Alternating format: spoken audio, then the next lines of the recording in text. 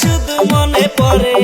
তোমার কথা চিন্তা কইরা ধরছে আমায় জোরে, রান্দা বাড়া ভাল লাগে না, মন বসে না ঘরে।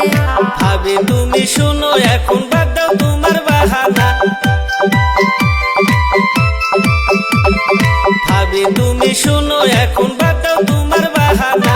ও ভাবি কাছে আসো না, আরে ওরা পাশে বসো না, ভাবি তোমায় সারা বাসি না।